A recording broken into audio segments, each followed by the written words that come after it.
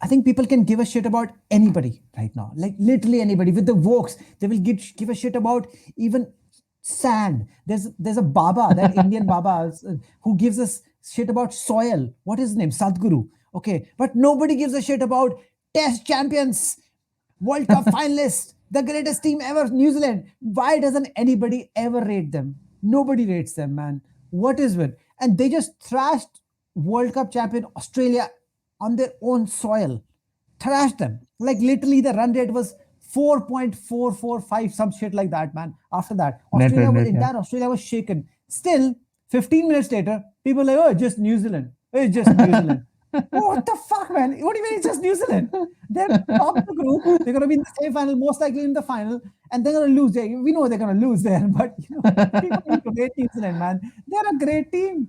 They've always been like, it's a nation of like they have more sheep than people, and they're still able to like churn out all these Compete, amazing yeah. players over and over again. At least for the last 20 odd years, they have done. In fact, in the ICC tournament, they have to be without winning. If you remove the winners, without winning, they have been the most consistent team. The people things who have performed, and their ratio will be the most high. I'm gonna do this fucking stats guru thing on them because I think New Zealand is literally the greatest team which has never won anything. Right?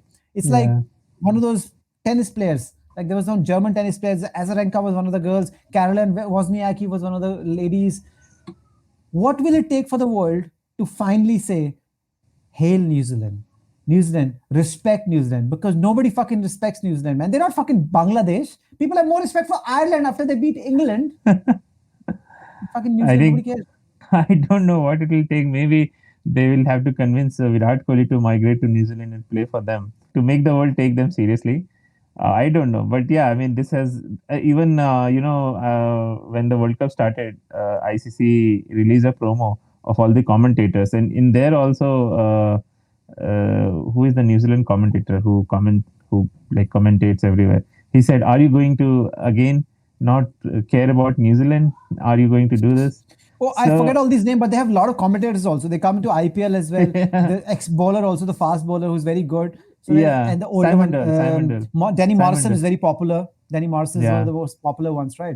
What So is the Simon other Dull bowler was you said? saying, Simon Huh? Dull, Simon Simon Tool. Yeah, Dull. Simon Tool is like he's everywhere. He's made like a fucking fortune. He made like $3 in his entire playing career. I mean, I'm just deducting all the costs that he had to suffer through and the injuries and everything. And he has made 300 fucking million in just commentary. He's literally always in some luxury lounge. And he's openly Yeah, says that. He said that in TGC as well, that like like this is like nobody even remembers. I don't myself, but the amount of money and fame I've got is amazing.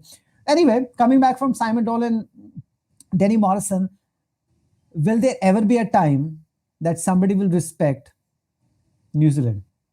Do they have to win? They won the Test Championship, right? What do they need to do now? I think no. I think it's just I think everyone respects New Zealand. I don't think no one respects them. It's just that they are not, Taking they're for not. granted, right?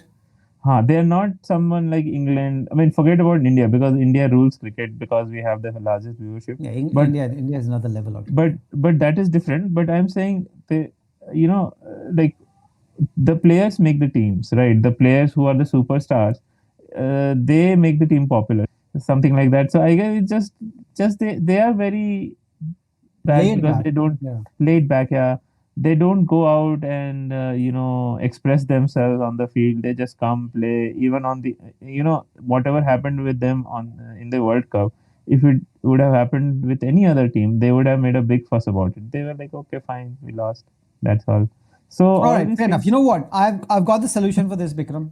I've got the solution. They need to watch all the videotapes when Pakistan beat Afghanistan and when India beat Pakistan, and all the reactions. And these guys just need to copy it, just like Yeah.